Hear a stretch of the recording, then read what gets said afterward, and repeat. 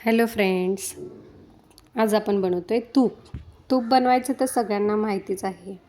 तूप कसं बनवतात मी तुम्हाला व्हिडिओमध्ये तूप बनवायचं दाखवणार आहे. आणि इथं तूप खाल्ल्याने काय काय होतं ह्याचं मी तुम्हाला थोडीशी माहिती देणार आहे. तूप खाण्याचे फायदे अनेक आहेत. आयुर्वेदात तुपाला अमृतासमान मानलं जातं. योग्य प्रमाणात घेतल्यास तूप शरीरासाठी अत्यंत फायदेशीर ठरतं. पचन सुधारतं. तूप पचनसंस्थेला बळकट करतं आणि अन्न सहज पचायला मदत करतं. बुद्धी व स्मरणशक्ती वाढते. रोज अर्धा चमचा तूप घेतल्याने मेंदूला ऊर्जा मिळते आणि एकाग्रता सुधारते.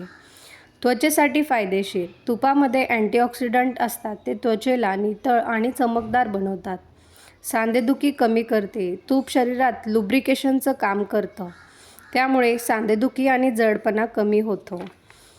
हृदयासाठी उपयुक्त. योग्य प्रमाणात घेतल्यास तूप गुड फॅट म्हणून काम करतं आणि कोलेस्टेरॉल संतुलित करतं. कब्ज दूर करते. रात्री झोपण्यापूर्वी दुधात तूप घालून घेतल्यास पचन सुधारते. वजन वाढवण्यासाठी खूप चांगलं असतं तूप. अशक्त किंवा बारीक लोकांनी रोज थोडं तूप घेतल्यास आरोग्यदायी पद्धतीने वजन वाढू शकतं. इम्युनिटी वाढवते. तुपामध्ये असणाऱ्या ओमेगा 3 फॅटी ॲसिडमुळे रोगप्रतिकारक शक्ती वाढते. हाडे मजबूत होतात. तुपातील K2 व्हिटॅमिनमुळे हाडाची घनता टिकून राहते.